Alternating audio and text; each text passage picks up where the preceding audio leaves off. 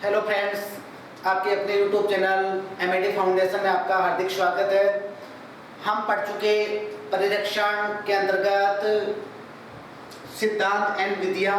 आज का अपना टॉपिक है कैनिंग या डिब्बाबंदी। कैनिंग या डिब्बाबंदी, मैंने आपको उस टाइम पर भी बताया था कैनिंग या डिब्बाबंदी का जनक पूछ लिया जाए तो भी आपको क्या बताना है, निकोलस एपर्ट बताना है। क्या बताना है? निकोलस एपर्ट ही बताना, क्योंकि उस टाइम पर जब परिरक्षण का जनक बताया था उसी टाइम पर ये चीज भी आपको क्लियर की थी। परिरक्षण का जनक भी निकोलस एपर्ट है और कैनिंग या डिब्बाबंदी का जनक भी कौन है? निकोलस एपर्ट है। अब बात करूं मैं कि कैनिंग या डिब्बाबंदी होती क्या है। देखो, शब्द से ही हमारे को पता चल रहा है कि कैनिंग या डिब्बाबंदी क्या होती है। तो कैनिंग या डिब्बाबंदी का मतलब होता है फल व सब्जियों को आप क्या करोगे? डिब्बों में भरोगे और डिब्बों में भरकर आप क्या करोगे? उनको सुरक्षित करोगे, लंबे समय तक स्टोरेज करोगे। उस प्रक्रिया को हमने क्या कहा? कैनिंग या डिब्बाबंदी कहा। फल व सब्जियों को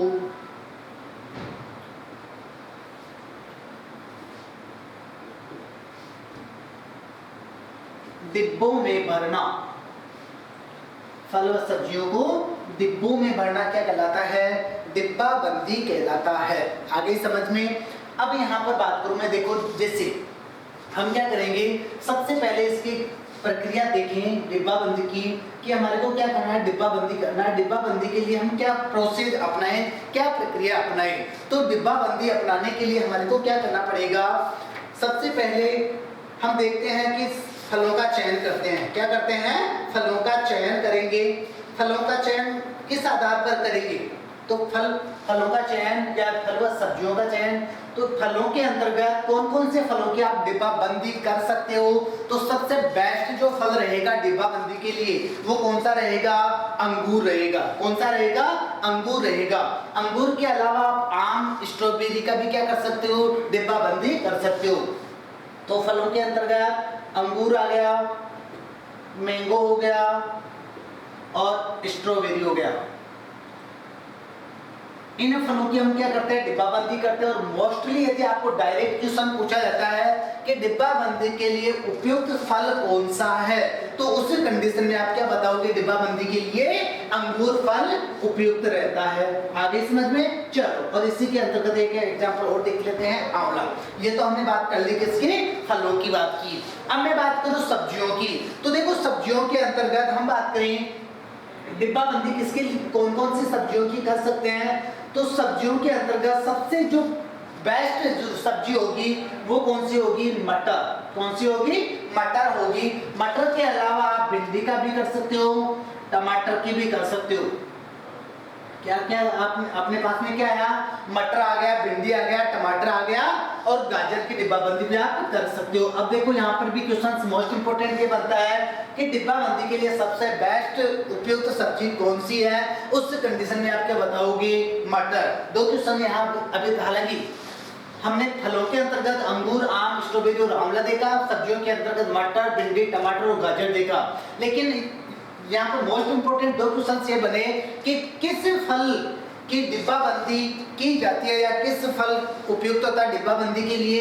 उस कंडीशन में आपको क्या बताना है? अंगूर बताना है। और यदि आपको पूछा जाए कि कैनिंग के लिए उपयुक्त सब्जी कौन सी है, उस कंडीशन में आपको इसका राइट आंसर क्या बताना था?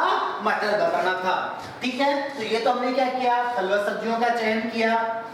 उसके बाद में सेकेंड पॉइंट हम लेते हैं फल व सब्जियों की तैयारी। फल व सब्जियों की तैयारी। देखो, फल व सब्जियों की तैयारी से मतलब यहाँ पर ये निकालेंगे हमने फलों का चयन किया। चयन करने के बाद क्या करते हो? आप उनको साफ करते हो, उनको साफ पानी से धोते हो, यानी थोड़ा सा गर्म पानी लेके हम क्या करते हैं, उनकी मिट्टी वगैरह धूल वगैरह हटा देते हैं। यानी थोड़ा गर्म पानी की कंडीशन में क्या होता है, उनमें जो भी थोड़े जीवाणु लगे हुए हैं वो क्या हो जाते हैं, नष्ट हो जाते हैं उस कंडीशन। हालांकि जीवाणु की प्रक्रिया हम अलग करने की प्रक्रिया आगे अपनाएंगे, लेकिन यहाँ पर आपको क्या करना है, एक बार उनको तरीके से साफ करना है। उनकी जो भी धूल मिट्टी लगी हुई है वो धूल मिट्टी आपको क्या करनी है, हटानी है। उसी प्रक्रिया के अंतर्गत हम लेते हैं, उनको टुकड़े हम छील लेंगे। देखो कुछ फल होंगे, कुछ सब्जियां होंगी जिनको हमारे को क्या करना पड़ेगा, छीलना पड़ेगा। छील के हमको क्या करना पड़ेगा, टुकड़े करना पड़ेगा। तो फल व सब्जियों की तैयारी के अंतर्गत उनको साफ करना होता है, उनको छीलना होता है और उनके टुकड़े करना होता है। ये हमारे किसके अंतर्गत आता है, फल व सब्जियों की तैयारी के अंतर्गत आता है। अब यहाँ पर कुछ जो हमने कहा ना छीलना, तो छीलना जो होता है वो छीलना कुछ कंडीशन में हम कर सकते हैं। जैसे हम क्या करें, आलू को छीले, तो आलू को छीलने के लिए हमारे को क्या करना पड़ेगा, वाष्प का यूज करना पड़ेगा। हमारे को आलू को क्या करना पड़ेगा, गर्म करना पड़ेगा। गर्म करने से क्या होगा, उसका जो ऊपरी छिलका होता है वो क्या हो जाएगा, नरम होके अपने आप ही क्या हो जाता है, उसको अपन बिल्कुल इजी वे में हाथों के द्वारा अलग कर सकते हैं। ठीक है, इसी के बात करें आप आगे, तो जो भी नींबू वर्गीय फल होते हैं उन नींबू वर्गीय फलों में हम क्या कर सकते हैं, कास्टिक सोडा का यूज कर सकते हैं। किसका यूज कर सकते हो, कास्टिक सोडा का यूज कर सकते हो। फिर हम बात करें यांत्रिक यानी यंत्रों की सहायता से हम छिलका उतारे, तो यांत्रिक के अंतर्गत जैसे मैं बात करूं तो हम गाजर का छिलका भी यंत्र की सहायता से उतार सकते हैं। पपीता होता है उसका छिलका उतार सकते हैं। सेव है उसका छिलका हम क्या कर सकते हैं, यंत्रों की सहायता से उतार सकते हैं। तो ये प्रक्रिया हमारे किसके अंतर्गत आती है, फल व सब्जियों की तैयारी के अंतर्गत आती है। उसके बाद आता है नंबर तीसरा पॉइंट, ब्लांचिंग या विवर्णीकरण। तीसरा पॉइंट हमारे पास में क्या आ गया, ब्लांचिंग या विवर्णीकरण, या इसी को हम कह सकते हैं श्वेतन। देखो तीन नाम हमारे पास में आए, हमने कह दिया ब्लांचिंग, हमने इसी प्रक्रिया को विवर्णीकरण कह दिया और हमने इसी प्रक्रिया को क्या कह दिया, श्वेतन कह दिया। थोड़ा सा यहाँ पे आपको लेके चलूंगा वेजिटेबल्स के अंतर्गत। वेजिटेबल्स के अंतर्गत एक शब्द चलता है और यानी जो यहाँ हम पढ़ रहे हैं वही शब्द वहाँ चलता है ब्लांचिंग। यहाँ पर भी ब्लांचिंग शब्द आया, वहां पर भी ब्लांचिंग शब्द आता है। तो थोड़ा सा दिमाग को आप लेके चलोगे वेजिटेबल्स में, और वेजिटेबल्स में ब्लांचिंग क्रिया क्या होती है, तो आपने पढ़ा होगा फूल गोभी होती है। उस फूल गोभी में क्या होता है, यदि जो कार्ड होता है वो कार्ड क्या हो गया, डायरेक्ट सूर्य की किरणों के संपर्क में आ जाएगा। उस कंडीशन में जो कार्ड होता है उस कार्ड का रंग कैसा हो जाता है, पीला हो जाता है। उस पीलेपन से बचाने के लिए हम क्या करेंगे, उसी फूल गोभी की जो पत्तियां होती है उनके द्वारा हम क्या करते हैं, उसको ढक देते हैं।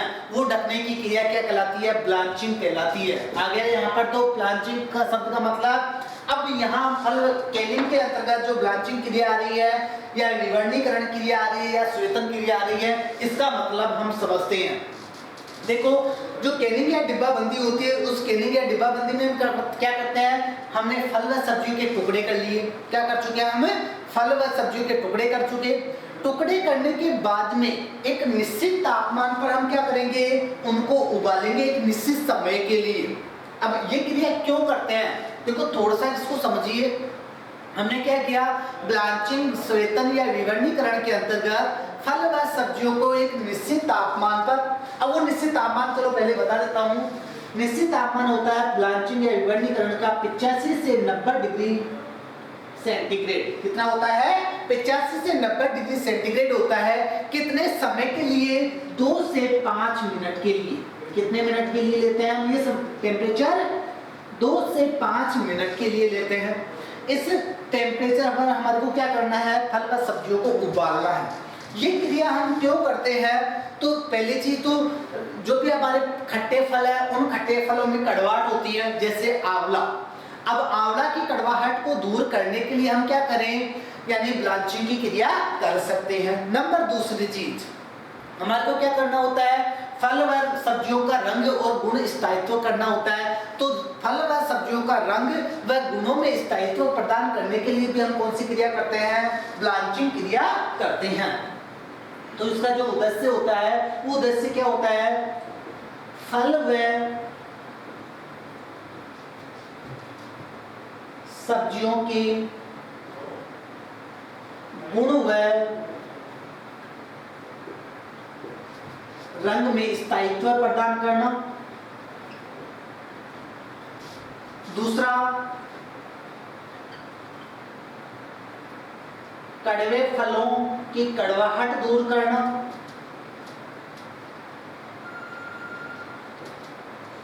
कड़वे फल है वो उनके हमारे को क्या करना है, कड़वाहट दूर करनी है। उसके लिए भी हम क्या करते हैं, ब्लांचिंग की क्रिया करते हैं। ब्लांचिंग की क्रिया बहुत इजी में आपको समझ में आ जानी चाहिए। मैंने आपको ब्लांचिंग की क्रिया बताई। ब्लांचिंग की क्रिया के अंतर्गत टेम्परेचर बताया 85 से 90 डिग्री सेंटीग्रेड। कितना टेम्परेचर हमारे पास में आएगा, 85 से 90 डिग्री सेंटीग्रेड आएगा। कितने समय के लिए आएगा, 2 से 5 मिनट के लिए आएगा। कितने के लिए आएगा, 2 से 5 मिनट के लिए आएगा। थोड़ा सा ये टेम्परेचर में आपको वापस रिवर्स में फिर लेके यहाँ पर भी चलूंगा। हमने पढ़ा था एक क्रिया जहां पर पढ़ा था निर्जमीकरण या जीवाणु विहीनीकरण। कहां पढ़ा था, जो अभी हमने सिद्धांतों के अंतर्गत परिरक्षण के सिद्धांत पढ़े थे, उन्हीं परिरक्षण के सिद्धांतों के अंतर्गत एक सिद्धांत पढ़ा था जिसको हमने कहा था जीवाणु विहीनीकरण सिद्धांत। हमने लिया था सिद्धांत जीवाणु विहीनीकरण सिद्धांत। देखो इस जीवाणु विहीनीकरण सिद्धांत में टेम्परेचर जो रखा था हमने, वो रखा था 100 डिग्री सेंटीग्रेड। कितना रखा था, 100 डिग्री सेंटीग्रेड। कितने समय के लिए, 30 से 60 मिनट के लिए। कितने मिनट के लिए लिया था, 30 से 60 मिनट के लिए लिया था। याद आया। उसके बाद में इसी क्रिया में एक क्रिया मैंने आपको बताई थी, और वो क्रिया बताई थी पास्तुरीकरण। इस चीज को मैंने बहुत आपको अच्छे से समझाया था। पास्तुरीकरण या पास्चुरलाइजेशन, ये भी बताया था कि हम क्या करते हैं, डेयरी साइंस है, उस डेयरी साइंस में भी हम पढ़ते हैं पास्तुरीकरण क्रिया।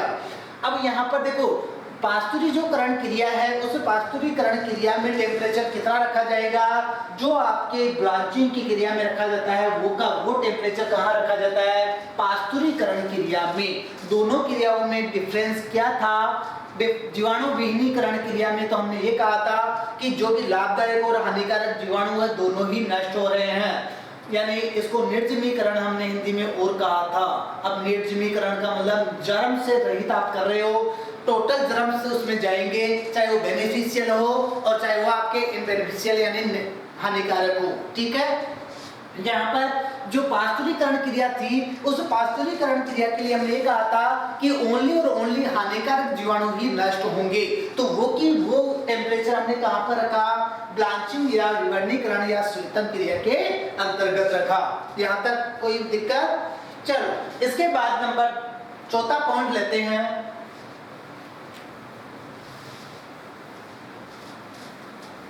डिब्बों में भरना। हमारे पास में चौथा पॉइंट कौन सा आएगा, डिब्बों में भरना।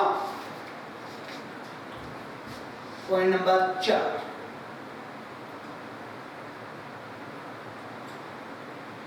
आप फल व सब्जियों के टुकड़े कर चुके थे। फल व सब्जियों के टुकड़े करने के बाद में हमारे को क्या करना था, उनको डिब्बों में भरना था। अब यहाँ पर देखिए, डिब्बों में भरने के लिए 2 प्रकार की चीजें काम में लेते हैं। एक हम बोतल का यूज करते हैं। क्या करते हैं, बोतल का यूज करते हैं। तो वो क्रिया तो कहलाती है बोटलिंग। क्या कहलाती है, बोटलिंग। यदि आप डिब्बा बंदी में बोतल का यूज कर रहे हो, जैसे हम सॉस डालते हैं या केचप डालते हैं, केचप डालने के लिए क्या करते हैं, बोतल का यूज ही तो करते हैं। तो वो क्रिया तो क्या कहलाती है, बोटलिंग कहलाती है। यदि इसी में हम क्या करें, कांच या टिन के डिब्बे यूज में ले रहे हैं, किसकी है, या तो हम कांच के लेंगे या कांच के अलावा हम टिन के डिब्बे भी यूज में ले सकते हैं। तो ये क्रिया क्या कहलाती है, डिब्बा बंदी कहलाती है। क्या कहलाती है, डिब्बा बंदी कहलाती है। बोटलिंग और डिब्बा बंदी, ये चीज समझ में आई। अब यहाँ देखो, डिब्बा हमने क्या किया, फल व सब्जियों को टुकड़े किए थे और उनको डिब्बों में भर रहे थे। डिब्बों में भरने के बाद में आप क्या करोगे, उनमें 2 पदार्थ हम डालते हैं। कितने पदार्थ डालते हैं, 2 पदार्थों का हम यूज करते हैं। अब क्योंकि उनको परिरक्षित भी तो करना है। अब ऐसे भर के ऐसा थोड़ी है कि ऐसे भर के रख दोगे तो वो खराब हो जाएंगे, उसको सुरक्षित भी तो करना है। और उस सुरक्षित करने के लिए हम क्या करेंगे, कोई ना कोई परिरक्षक पदार्थ काम में लेंगे। अब परिरक्षक पदार्थ हम पढ़ चुके, कौन कौन से थे। परिरक्षक पदार्थों के अंतर्गत मैंने आपको पढ़ाया था नमक, चीनी, तेल, सोडियम बेंजोएट, पोटेशियम मेटाबाइसल्फाइड, यही तो पढ़ाए थे। रासायनिक परिरक्षकों के अंतर्गत पढ़ाया था KMS और सोडियम बेंजोएट। और उसके बाद में जो भी हमारे नॉर्मल हम घरों पे यूज में ले रहे थे, जहां पर हम चीनी की मात्रा ले रहे थे, जहां पर हम नमक ले रहे थे, जहां पर हम तेल ले रहे थे। तो यहाँ पर हमने क्या कहा, डिब्बाबंदी में हम दो पदार्थ यूज में लेते हैं। एक लेते हैं नमक। इस नमक, जहां पर भी नमक लेते हैं उस नमक वाली क्रिया को तो हम क्या कहते हैं, ब्राइन सॉल्यूशन कहते हैं। क्या बोलते हैं, नमक की क्रिया को ब्राइन सॉल्यूशन कहते हैं। और जहां पर आप चीनी यूज में ले रहे हो उस चीनी को हम क्या कहते हैं, सिरप कहते हैं। चीनी को क्या कहते हैं, सिरप कहते हैं। अब यहाँ देखिए डिब्बाबंदी होती है, उस डिब्बाबंदी में आप क्या करोगे, जो नमक की सांद्रता होती है वो नमक की सांद्रता कितनी रखी जाती है, 2 से 3% रखी जाती है। एक बार फिर मैं यहाँ पर से भी रिवर्स लेके आपको चलूंगा। हम क्या पढ़ चुके, परिरक्षक पदार्थ पढ़ चुके। एक पढ़ा था हमने मृदु परिरक्षक पदार्थ यानी कि अस्थायी परिरक्षण के लिए, और दूसरा पढ़ा था हमने स्थायी परिरक्षण के लिए। अस्थायी परिरक्षण के लिए हमने नमक की सांद्रता कितनी ली थी, 6 से 8% ली थी। कितनी परसेंट ली थी, 6 से 8% ली थी। और स्थायी परिरक्षण के अंतर्गत हमने नमक की सांद्रता कितनी ली थी, 15 से 20% ली थी। थोड़ा आपके जो भी चीजें हैं वो वापस मैं आपके सामने लेके आ रहा हूँ, ताकि आपका कोई भी दिक्कत ना हो, कहीं पर भी आपको परेशानी ना हो। तो डिब्बाबंदी हमने कहा, डिब्बाबंदी में नमक की सांद्रता हम कितने लेंगे, 2 से 3% लेंगे। उसके बाद हमने दूसरा पदार्थ यूज में क्या लिया, चीनी या सिरप काम में लिया। देखो चीनी या जो सिरप है उसकी सांद्रता रखी जाती है 30 से 50%। कितनी रखी जाती है, 30 से 50% रखी जाती है। वही चीज वापस अस्थायी और स्थायी परिरक्षण के अंतर्गत आएगी। अस्थायी परिरक्षण में हमने कहा था कि जो चीनी है उसकी सांद्रता हम 50% रखेंगे, और स्थायी परिरक्षण के अंतर्गत हमने कहा था कि चीनी की सांद्रता 65 से 70% रखोगे। ठीक है। अब जहां पर ये हमने ये चीज ली, चीनी या सिरप, हम इसको क्या कह सकते हैं, चाशनी कह सकते हैं। अरे चाशनी तो बोलते हो, तो चाशनी है वो चाशनी 3 प्रकार के हम ले सकते हैं। जो 50% 30 से 50% हमने लिया, इस 30 से 50% सांद्रता को हम 3 प्रकार से डिवाइड कर सकते हैं। नंबर 1 गाढ़ी चाशनी, एक तो गाढ़ी चाशनी, एक हो गई मध्यम, और एक हो जाएगी हल्की। अब आपके सामने बिल्कुल कुछ भी टेंशन करने की जरूरत नहीं है। जो चीज आपके सामने पड़ी है उसको आप क्या करना आपको एग्जैक्टली ऐसे के ऐसे लिखना है। कैसे लिखना है, गाढ़ी चाशनी यानी चीनी की सांद्रता ज्यादा होगी, अर्थात यहाँ पर चीनी की सांद्रता कितनी होगी, 50%। मध्यम चाशनी उससे कम होगी, अर्थात यहाँ पर चीनी की सांद्रता कितनी हो जाएगी, 40%। और उसके बाद में आता है हल्की चाशनी, यानी यहाँ पर आपके 30 लिखा हुआ है, तो आप यहाँ पर थोड़ा सा देखो ये कह सकते हो कि 30 से 33%। कितना, 30 से 33%। ठीक है, यहाँ तक कोई प्रॉब्लम। अब देखो यहाँ पर एक चीज और, जो नमक की सांद्रता हम ज्ञात करते हैं कौन से यंत्र की सहायता से ज्ञात करते हैं, तो नमक की सांद्रता हम सोलोमीटर की सहायता से ज्ञात करते हैं। किसकी सहायता से ज्ञात करते हो, सोलोमीटर की सहायता से ज्ञात करते हो। और चीनी की मात्रा है वो हेड रिफ्रैक्टोमीटर की सहायता से ज्ञात करते हैं। दोनों प्रकार के यंत्र बहुत अच्छी तरह से याद हो जाने चाहिए। चीनी की सांद्रता ज्ञात करने के लिए सोलोमीटर का यूज करते हैं, और नमक की सांद्रता ज्ञात करने के लिए सोलोमीटर का यूज करते हैं, और चीनी की सांद्रता ज्ञात करने के लिए हेड रिफ्रैक्टोमीटर का यूज करते हो। यहाँ तक हम क्या कर चुके, डिब्बों में भर चुके, डिब्बों में क्या डाल चुके, नमक या चीनी डाल चुके, सांद्रता हमने पढ़ ली। डिब्बाबंदी में नमक की सांद्रता 2 से 3% और चीनी की सांद्रता 30 से 50%। गाढ़ी चाशनी 50%, मध्यम चाशनी 40% और हल्की चाशनी 30 से 33%। नंबर पॉइंट कौन सा था, 5वां। उसके बाद आता है निर्वात या वायु निष्कासन। निर्वात या वायु निष्कासन, याद कीजिए जब मैंने सिद्धांत पढ़ाए थे, सिद्धांत पढ़ाते समय ये कहा था कि डिब्बाबंदी में जो वायु निष्कासन वाला सिद्धांत था वो काम में आएगा। बोला था वही चीज वापस पढ़ रहे हैं, निर्यात या वायु निष्कासन, निर्वात या वायु निष्कासन। अब यहाँ देखिए निर्वात या वायु निष्कासन जो होगा उसमें क्या करते हैं, जो डिब्बा था और जो डिब्बे में भरा हुआ पदार्थ है उसका टेम्परेचर हम क्या करेंगे, उसका भी टेम्परेचर हमारे को रखना पड़ेगा भाई। क्या करना पड़ेगा, एक तो बाहरी आवरण रखना पड़ेगा। अब जैसे बाहरी आवरण में क्या लिया हमने, पानी, कोई भी क्या ले लिया, बर्तन ले लिया और उस बर्तन में पानी डाल दिया, ठीक है। उसके बाद में उस बर्तन में हमने क्या किया, पानी डाला, उस पानी को गर्म किया। तो जो बर्तन में रखा हुआ पानी है उस पानी का तापमान कितना होना चाहिए, पानी का तापमान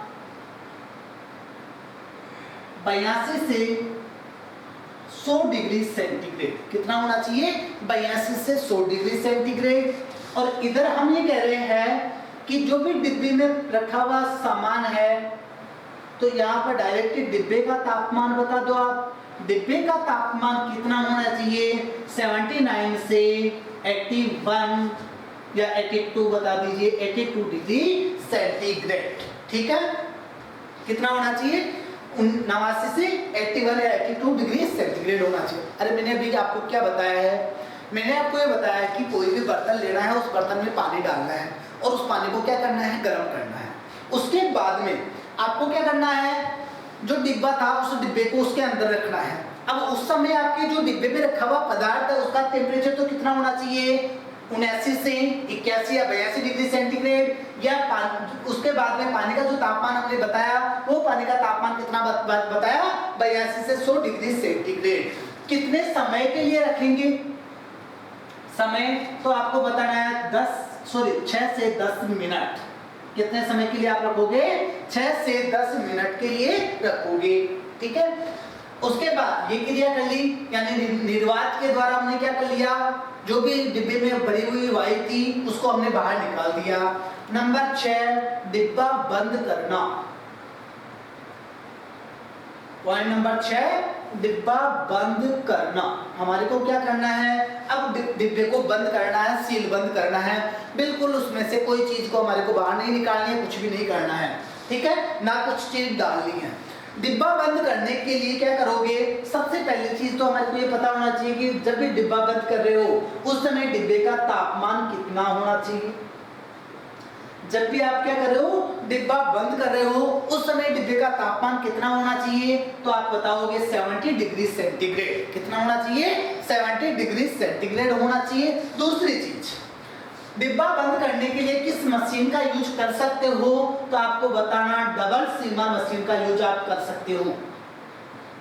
डबल सीमर जो मशीन है, उस डबल सीमर मशीन का यूज आप कर सकते हो। देखो डबल सीमर जो मशीन होती है वो क्या करती है, डिब्बा भी बंद करती है, डिब्बे बंद करने के साथ साथ में सील पैक भी साथ में कर देती है।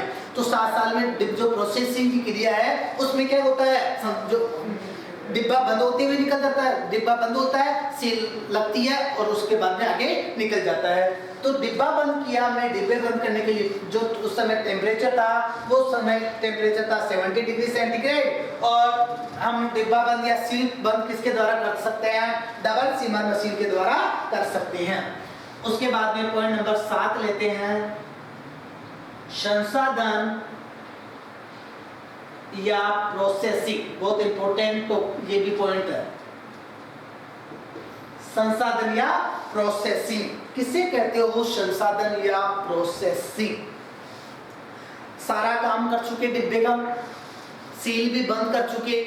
सील बंद करने के बाद में आप क्या करोगे, डिब्बे को फिर से एक निश्चित तापमान पर गर्म करोगे। क्या करोगे, निश्चित तापमान पर गर्म करोगे। वो निश्चित तापमान पर गर्म करने से क्या होगा, जो भी डिब्बे में उपस्थित पदार्थ, जो भी उसमें बैक्टीरिया है, उस पदार्थ के उपस्थित जो बैक्टीरिया है वो कंप्लीटली क्या हो जाएगा, नष्ट हो जाएगा, निष्क्रिय हो जाएगा। तो इस वजह से हम क्या करते हैं, संसाधन की या प्रोसेसिंग की क्रिया अपनाते हैं। बंद डिब्बों को एक निश्चित तापमान पर गर्म करना। बंद डिब्बों को एक निश्चित तापमान पर क्या करना, गर्म करना, वो क्या कहलाता है, संसाधन या प्रोसेसिंग कहलाता है। अब संसाधन या प्रोसेसिंग के लिए टेम्परेचर कितना होना चाहिए, ठीक है।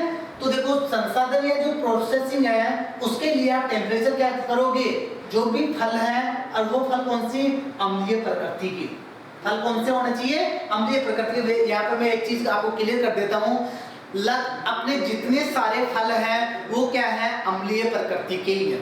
क्या है, अम्लीय प्रकृति के ही हैं। तो फल जो होंगे यानी अम्लीय प्रकृति वाले, उनके लिए टेम्परेचर हमारे को रखना होगा 100 डिग्री सेंटीग्रेड। कितना तापमान रखना होगा, 100 डिग्री सेंटीग्रेड। उसके बाद में हम बात कर लेते हैं सब्जियों की। किसकी बात करेंगे, सब्जियों की। सब्जियों के लिए तापमान रखा जाएगा 115 से 120 डिग्री सेंटीग्रेड। कितना तापमान रखा जाएगा, 115 से 120 डिग्री वेजिटेबल्स के लिए, और जो फ्रूट्स हैं उन फ्रूट्स के लिए 100 डिग्री सेंटीग्रेड तापमान रखा जाता है। हमने क्या कर लिया, प्रोसेसिंग की क्रिया कर ली। प्रोसेसिंग की क्रिया करने के बाद में वापस आपको क्या करना है, डिब्बे को ठंडा करना है। क्या करना है, डिब्बे को ठंडा करना है। कितने तापमान तक, 39 डिग्री सेंटीग्रेड तक। संसाधन की क्रिया करने के बाद, संसाधन की क्रिया करने के बाद डिब्बे को 39 डिग्री सेंटीग्रेड तक ठंडा किया जाता है, ठीक है। अब ये तो हमने क्या कर लिया, पूरी प्रक्रिया देख ली। अब यहाँ पर थोड़ी सी हो सकता है क्वेश्चन पूछ लिया जाए, जनरल चीज है, बाकी ऐसा कोई वो नहीं है। डिब्बा बंदी में जो डिब्बा लेते हैं उस डिब्बे की आकार क्या होना चाहिए, डिब्बे का आकार। हालांकि ये चीज पूछता नहीं है लेकिन फिर भी हो सकता है पूछ लिया जाए। तो यहाँ पर डिब्बे बहुत सिंपल है, कुछ नहीं करना आपको, A2 और A2.5 ये आकार आपको ध्यान रखना है। डिब्बे का आकार होना चाहिए या तो A2 या डिब्बे का आकार होना चाहिए A2.5। एक चीज आप और ध्यान रखोगे, आप डिब्बा भर रहे हो, डिब्बे का ऊपरी 3/4 भाग, 3/4, हालांकि 1/2 से ले सकते हैं, चलो बता देता हूँ। डिब्बे का 1/2 से 3/4 ऊपरी भाग खाली रखना चाहिए, खाली रखना चाहिए। हमारे को कितना खाली रखना चाहिए, डिब्बे का ऊपरी भाग 1/2 से 3/4 इंच, सॉरी यहाँ पर इंच भी आप लिखोगे, 1/2 से 3/4 इंच भाग खाली रखना चाहिए।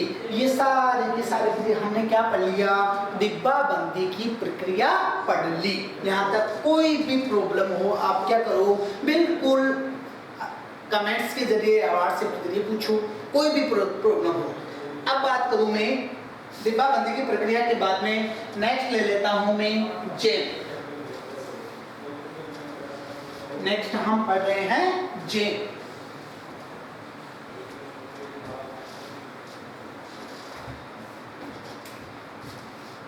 या जेम को हम क्या कहते हैं, फलपाक। जेम को क्या बोलते हैं, फलपाक भी बोलते हैं। किससे कहोगे जेम या फलपाक, तो देखो जो गुद्देदार फल है, उन गुद्देदार फलों को हम क्या करेंगे, चीनी की एक निश्चित सांद्रता के साथ पकाएंगे, ठीक है। उसको ही हम क्या कहते हैं, जेम कहते हैं।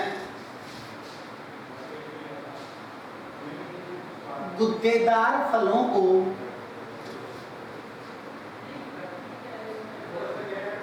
चीनी की एक निश्चित सांद्रता के साथ निश्चित सांद्रता के साथ पकाना क्या कहलाता है? जैम कहलाता है। आ गया समझ में? गुद्देदार फलों को चीनी की एक निश्चित सांद्रता के साथ पकाना या पकाकर तैयार किया गया पदार्थ क्या कहलाएगा? जैम कहलाएगा। यहां बात करें जैम के लिए उपयुक्त फल, वेरी मोस्ट इंपोर्टेंट, उपयुक्त फल कौन से होते हैं? तो जैम बनाने के लिए उपयुक्त फलों की बात करूं तो गुद्देदार में देखिए सबसे बेस्ट जो फल होगा वो क्या होगा? सेम, पपीता, केला, आम, अनानास, ये हमारे क्या हो गए? जैम के लिए उपयुक्त फल हो गए। इधर वेजिटेबल गाजर भी तो ले सकते, गाजर में भी क्या होता है? गुदा होता है। स्ट्रॉबेरी होती है, स्ट्रॉबेरी में भी क्या होता है? गुदा होता है। तो जो भी गुद्देदार फल है वो गुद्देदार फल हम क्या कर सकते हैं? उनसे तैयार क्या कर सकते हैं? जैम तैयार कर सकते हैं। जैम किस प्रकार का होता है? तो ये क्या होता है? एक तो अपारदर्शी होता है, यानी आर पार आप इसमें से नहीं देख सकते। अपारदर्शी व शुद्ध ठोस पदार्थ, अपारदर्शी व शुद्ध ठोस पदार्थ होता है। क्या होता है? जैम किस प्रकार का होता है? अपारदर्शी व शुद्ध ठोस पदार्थ होता है। यहाँ पर हम बात करें जैम तैयार करने के लिए क्या करें? जैसे मात्रा हम ले रहे हैं तो हमारे को क्या करना है? जैसे सेम का हम जैम तैयार कर रहे हैं तो 1 केजी गुदा काम में लेना है। कितना काम में लेना है? 1 केजी आपको गुदा काम में लेना है। फिर बात करो चीनी की मात्रा, तो चीनी की मात्रा आप क्या करोगे? यहाँ पर 750 ग्राम, अलग अलग बता सकते हो, चलो बता दो, अलग अलग ही बता दो। मीठे फल, मीठे फलों के लिए आप क्या करोगे? 750 ग्राम चीनी लोगे। कितनी चीनी आपको लेनी है? 750 ग्राम लेनी है।